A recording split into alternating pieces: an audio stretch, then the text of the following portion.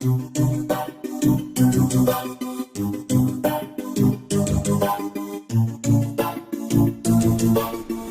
Monsieur Véco, je vous remercie d'avoir bien voulu accepter ce petit entretien. Nous allons commencer par parler de l'activité du sourcier. Donc mon activité se trace sur plusieurs domaines. Le premier, c'est comment sans doute de chercher de l'eau pour les personnes qui n'en ont pas, donc c'est la plupart du temps des chalets de montagne. Et là, c'est simplement le travail, comme on le verra, avec la baguette de noisetier pour trouver une source. Une autre partie, c'est pour la géothermie, donc les pompes à chaleur. Et puis une dernière partie, c'est pour les infiltrations dans des maisons, donc souvent dans des sous-sols. Lorsque ça n'est pas une canalisation, c'est souvent un courant d'eau souterrain qui remonte. Et c'est pour ça qu'on m'appelle. Donc si c'est une canalisation, ce sont des entreprises spécialisées ou ceux qui vont faire les réparations ou comment? Oui, alors si c'est des problématiques d'infiltration d'eau de pluie ou d'une canalisation d'eau potable, là c'est des entreprises spécialisées. Mais quand l'eau remonte depuis le sous-sol, alors c'est là qu'on me demande de venir pour déterminer où se trouve le courant d'eau et puis de le drainer par la suite ou de mettre une pompe pour pomper l'excédent d'eau qui remonte. Est-ce que la pratique d'un tel métier nécessite d'abord un don ou est-ce que c'est plutôt un apprentissage? Alors, elle nécessitera un don, mais il faut en effet un apprentissage qui sera quelque chose de très pratique. Donc il n'y a vraiment aucune étude nécessaire, c'est une pratique en terrain qui permet de définir déjà très rapidement quand j'ai des personnes qui tentent de pratiquer. Je vois vite les praticiens qui dès les premiers instants je vais pouvoir leur dire avec vous ça va aller très bien, puis avec d'autres ça prendra un peu plus de temps. Puis une petite partie de la population avec qui ça ne fonctionnera probablement jamais. Vous me dites je verrai tout de suite chez qui ça peut aller ou ne pas aller. Quels sont les critères à votre avis? Alors à mon avis, les critères, et il me semble que c'est bien ce que je vois chez les gens chez qui ça fonctionne, sont des gens qu'on peut appeler, maintenant c'est une terminologie un petit peu ésotérique qu'on dit ancrés, donc c'est des gens qui ont les pieds sur terre. Donc il n'y a pas besoin d'être érudit, ni d'avoir des connaissances, ni d'être cultivé, il faut avoir les pieds sur terre. Alors des personnes qui sont extrêmement dans leur mental, vont avoir ce mental qui domine et ne pas comprendre la méthodologie de base pour la détection. Un sourcier a un certain nombre d'outils avec lui. Vous pouvez m'en parler maintenant? Oui, alors les outils sont très, très succincts, il n'y a pas beaucoup d'outils. Le premier outil, c'est donc un pendule.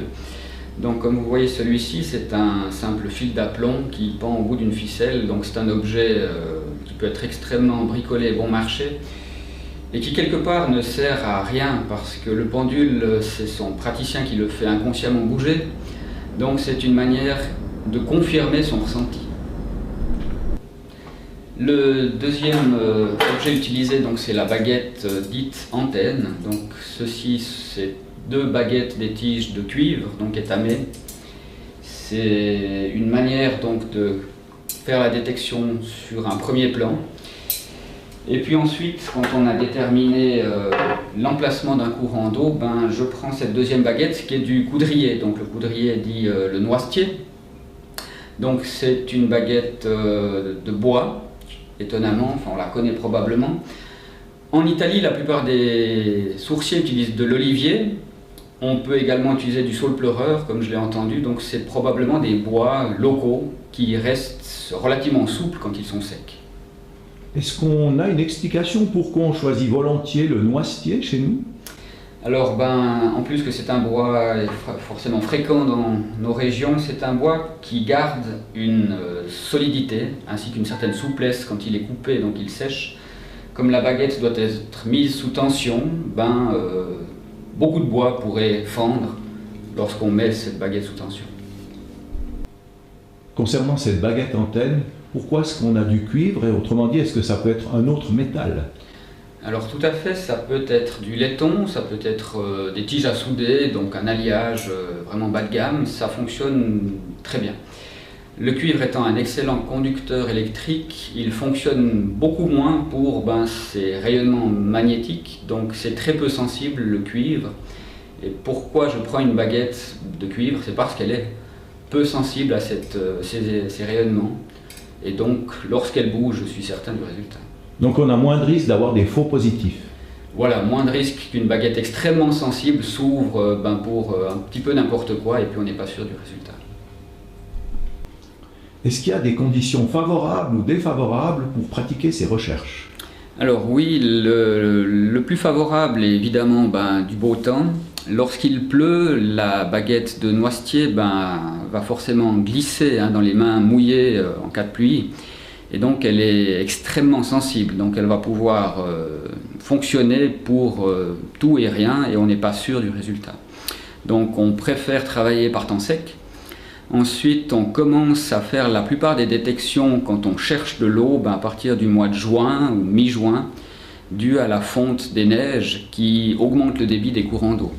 Ça permet d'éviter de faire un forage au mois d'avril ou de mai qui va peut-être donner un grand débit et puis qui aura pratiquement plus d'eau à partir du mois d'août.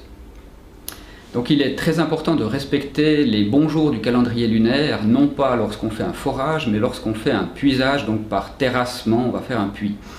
Si l'on est dans les mauvais jours lunaires, lorsque l'on atteint la profondeur donnée de la source, celle-ci va continuer de s'infiltrer dans le sous-sol.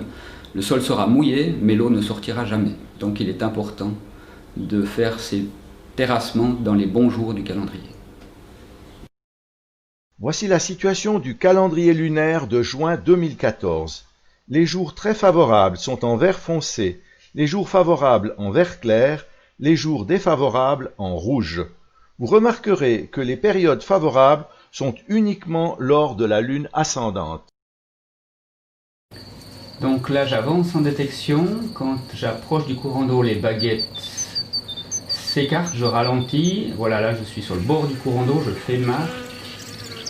Je vais traverser ce courant d'eau, j'avance beaucoup plus lentement, les baguettes vont taper contre mes bras, elles sont repoussées, et lorsque je dépasse la deuxième rive du courant d'eau, je refais une marque, là les baguettes relâchent. Je vais donc effectuer une vérification de la seconde rive du courant d'eau, je ravance vers celui-ci, mes baguettes s'écartent et lorsqu'elles sont parfaitement perpendiculaires à moi, je suis en effet sur la marque que j'avais préalablement faite, je suis donc certain d'être sur la seconde rive du courant d'eau. Ayant déjà déterminé les deux rives du courant d'eau souterrain, je vais actuellement déterminer sa direction. Je ne prends pour ça qu'une seule baguette et j'avance lentement. La baguette part sur mon côté gauche. J'ai donc la confirmation que le courant d'eau s'écoule de ma droite à la gauche. Ayant déjà déterminé précisément les deux rives de ce courant d'eau souterrain, je vais à présent utiliser la baguette de coudrier. Cette baguette de noisetier va me déterminer ce que l'on appelle l'axe du courant d'eau souterrain. Comme vous le voyez, elle baisse à cet endroit précisément. Et là, sur ce point, j'aurai donc le maximum d'eau dans ce courant. Les sceptiques sont les gens que je préfère. Pour vous faire comprendre le fonctionnement de ces baguettes, je vous montre, si je fais bouger moi-même les poignets, donc en écartant mes mains, les baguettes vont forcément s'incliner, mais vous voyez qu'il y a un espace important entre mes deux index. Au contraire, lorsque j'avance en direction de ce courant d'eau, je suis vraiment face à un mur d'énergie magnétique. Et vous allez voir que sans écarter ni mes index ni mes mains, les deux baguettes vont s'écarter. Je peux, voyez, même m'arrêter et repartir. Mes mains ne bougent pas et les baguettes sont réellement repoussées par ce mur d'énergie magnétique. Je réutilise une seconde fois la baguette de noisetier car seule la baguette en bois réagit s'il y a effectivement de l'eau en sous-sol et non pas qu'un rayonnement magnétique. Alors, comme vous le voyez, la baguette vibre beaucoup, donc je sais qu'à cet endroit, j'aurai environ 2 à 3 mètres cubes heure. Il est intéressant de faire un essai avec une personne sans expérience, donc nous pouvons faire un essai avec les baguettes antennes en métal.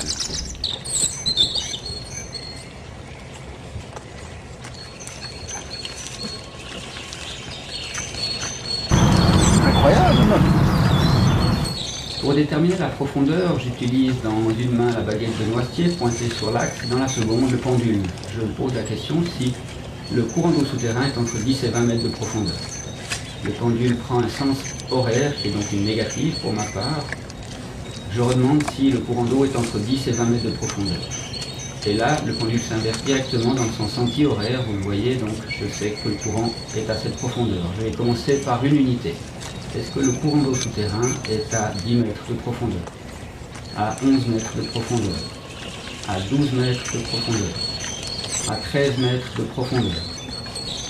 Voilà, le pendule prend le sens anti-horaire d'une manière très vive. Pour terminer, je vais déterminer le débit de ce courant d'eau souterrain. Je me tiens toujours avec ma baguette de noisetier dans ma main gauche sur l'axe de ce courant d'eau et je me mets face à celui-ci. En plaine, j'utilise une échelle en mètres cubeurs qui est utilisée par les foreurs pour la géothermie généralement. Si nous étions en montagne, j'utiliserais une échelle en litres minutes.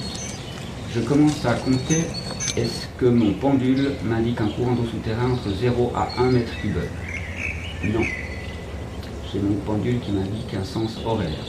Est-ce que ce courant d'eau souterrain est entre 1 à 2 mètres cubeurs? Là, mon pendule m'indique le sens anti-horaire, qui est donc l'affirmative. Je vais donc commencer à compter par demi-mètre. Est-ce que j'ai un courant d'eau souterrain de 1 à 1 mètre cube et demi à l'heure? Et là, c'est net. Mon courant d'eau fait bien 1 mètre cube et demi à l'heure. Vous avez pu donc constater que la détection d'un courant d'eau souterrain pour un sourcier est une chose extrêmement simple, autant que les outils qu'il utilise. Il faut savoir que je peux atteindre un taux de réussite de 100% sur le fait réel qu'un courant d'eau souterrain existe à l'endroit donné, et j'ai une marge d'erreur de 5 à 10% sur le débit et la profondeur.